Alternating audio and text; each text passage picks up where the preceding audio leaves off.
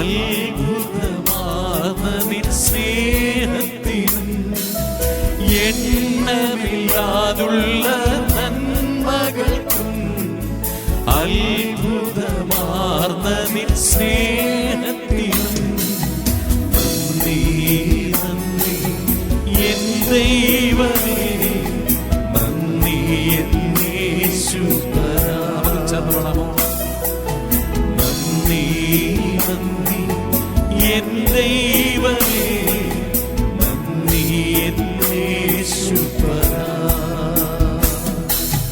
പാപത്താൽ മുറിവേറ്റ എന്നെ നിന്റെ പാണിയാൽ ചേർത്തണച്ചുവല്ലോ.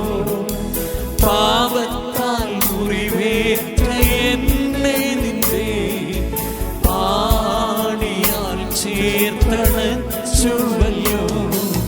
നന്ദി നന്ദി എൻ ദൈവമേ, നന്ദി എൻ യേശുപരാ. നന്ദി നന്ദി എൻ ദൈവമേ, നന്ദി എൻ യേശുപരാ. എല്ലാ പ്രിയപ്പെട്ടവർക്ക് കർത്താവായ യേശുക്രിസ്തുവിന്റെ നാമത്തിൽ സ്നേഹവന്ദനം.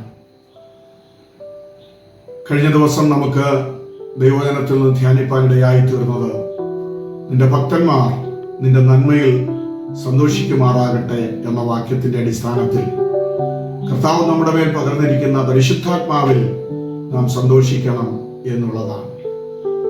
ഇന്ന് പകൽ നാം ചിന്തിക്കാൻ പോകുന്നത് നാം സന്തോഷിക്കേണ്ട മറ്റൊരു പ്രധാനപ്പെട്ട വിഷയത്തെക്കുറിച്ചാണ്.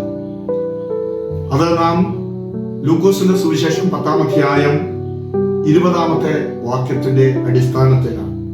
അവിടെ നാം ഇങ്ങനെയാണ് കാണുന്നത്, എങ്കിലും ഭൂതങ്ങൾ നിങ്ങൾക്ക് കീഴടങ്ങുന്നതിലല്ല, നിങ്ങളുടെ പേർ സ്വർഗത്തിൽ എഴുതിയിരിക്കുന്നതിലത്രേ സന്തോഷിപ്പീൻ.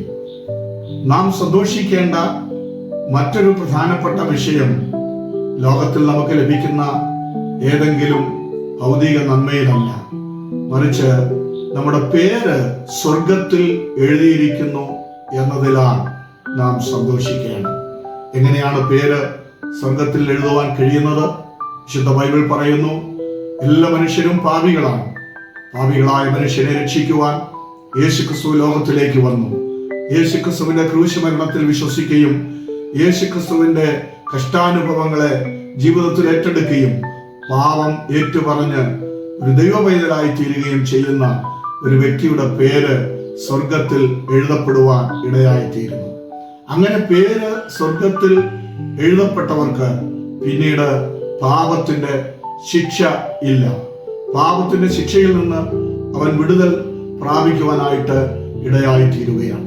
അങ്ങനെ പാപത്തിന്റെ ശിക്ഷയിൽ നിന്ന് വിടുതൽ പ്രാപിക്കുകയും നിത്യമായ ജീവന് അവകാശിയായി തീരുകയും ചെയ്യുന്ന ഒരു വ്യക്തിയുടെ പേരാണ് സ്വർഗത്തിൽ ജീവന്റെ പുസ്തകത്തിൽ എഴുതപ്പെടുന്നത്.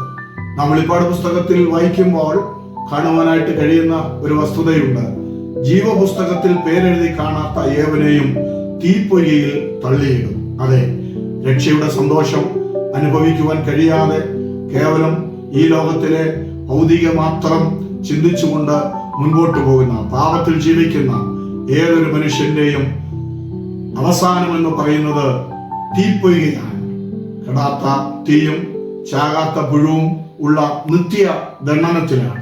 എന്നാൽ യേശുവിനെ രക്ഷകനും കർത്താവുമായി സ്വീകരിച്ച് അവന്റെ കൽപ്പന പ്രമാണിച്ച് ഓരോ ദിവസവും മുൻപോട്ട് പോകുന്ന ഒരു ദൈവഭക്തന്റെ പേര് ജീവന്റെ പുസ്തകത്തിൽ എഴുതുകയും ആ ജീവന്റെ പുസ്തകത്തിൽ പേരെഴുതിയിട്ടുള്ള തന്റെ ഭക്തന്മാരെ ചേർക്കുവാൻ യേശു കർത്താവ് വീണ്ടും വരികയും ചെയ്യും.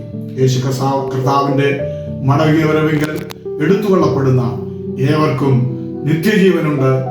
അങ്ങനെ നിത്യജീവൻ പ്രാപിച്ച പ്രിയപ്പെട്ടവരോട് എനിക്ക് പറയാനുള്ളത്, നമുക്ക് സന്തോഷിപ്പാൻ വകയുള്ളത് എൻ്റെ പേര് ജീവന്റെ പുസ്തകത്തിൽ ഉണ്ട് എന്നുള്ളത് കൊണ്ടാണ്.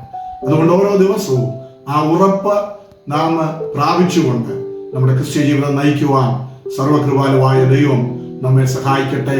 ജീവന്റെ പുസ്തകത്തിൽ പേരുണ്ട് എന്നുള്ളതിൽ നമുക്ക് സന്തോഷിക്കാം, പ്രാർത്ഥിക്കാം. പരിശുദ്ധ ദൈവമേ, സ്വർഗീയ പിതാവേ, അങ്ങ് ഞങ്ങളുടെ പേർ ജീവന്റെ പുസ്തകത്തിൽ എഴുതിയതോർത്ത് സ്തോത്രം. ഞങ്ങളുടെ ശിക്ഷാവിധി അങ്ങ് നീക്കിയതോർത്ത് സ്തോത്രം. പിന്നെയും അങ്ങയുടെ കൃപയിൽ സന്തോഷിപ്പാൻ ഞങ്ങളെ ഏവരെയും സഹായിക്കണം. ഈ ജനത്തെ അനുഗ്രഹിച്ച് പ്രാർത്ഥിക്കുന്നു യേശുക്രിസ്തുവിൻ നാമത്തിൽ തന്നെ. ആമേൻ. ആമേൻ. God bless you.